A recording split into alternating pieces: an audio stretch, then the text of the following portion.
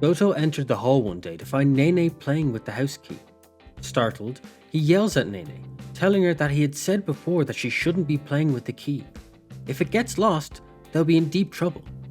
But Nene, with her human voice, tells him that it'll be fine. Changing form, Nene began to place the key on her tongue, saying that if the key was lost, Gotou would have to stay there forever, right? Gotou was flabbergasted at what he just heard, stumbling over his own words before saying that he still has to go to work. He has to go and Nene needs to give him the key. Nene, in a playful and wicked tone, tells Gotou that she won't give back the key, ever. Playing with Nene on a different day, she latched onto Gotou's arm, fangs burying into his hand. He cried out in pain, complaining that Nene's biting on him too hard and what she's doing is going to leave marks. Ignoring him, or possibly spurred on, she chomped down harder. Letting out another grunt of pain, he now admits that he's definitely gotten some permanent fang impressions. Confused, Gotou mentions that Nene's been playing very rough recently, until Nene tells him that she's not playing. Shifting into her human form, she tells Gotou that she's carving her love marks into him. With them, everyone, especially women, should know that he's Nene's property and not approach him, right? It's fine if she gives him more, right? She loves him, so it must be okay, right? Right? Gotou, seeing Nene in her crazed, lovesick state, attempts to calm her, asking her to just breathe calmly and take it easy on the marking. Finding Nene by the window, Gotou comments that she's been staring out of it a lot recently, adding that Nene must feel the urge to go outside like normal cats do. Nene meows, letting Gotou know that no, that's not it. She's observing outside for a different reason. Hopping into her human form, Nene tells Gotou that she's performing surveillance for any women that might try and seduce him and steal him away.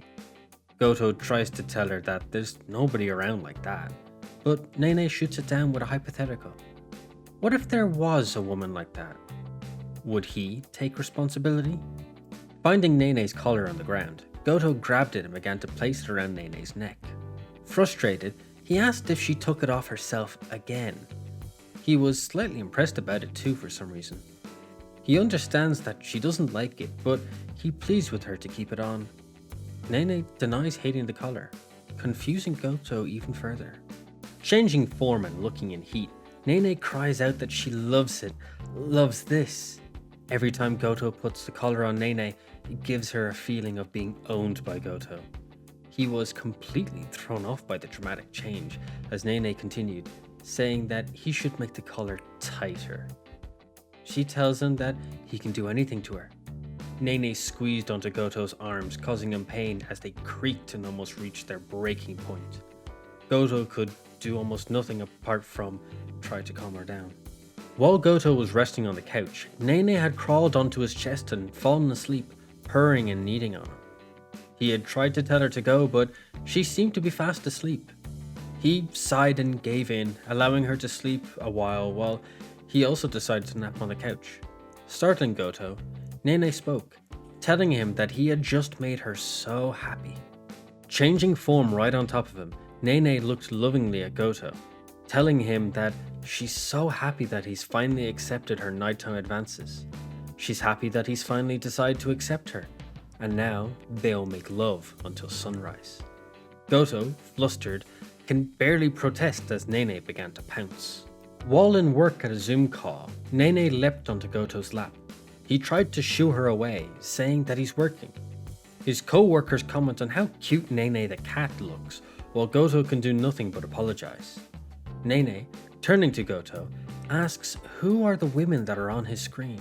Infuriated, Nene changes form and says that she doesn't understand. Why is he chatting up all these women in front of her? She's right here. Why isn't he chatting up her? Gotou defends himself, explaining that it's just work. Nene, rage barely controlled, tells him that she doesn't care.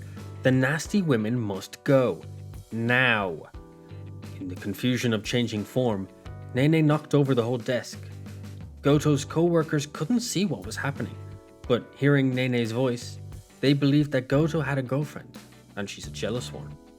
Gotou, coming out of the shower, found Nene playing in a dirty laundry basket. He asks her if she's looking for something, adding that there's definitely no toys in there.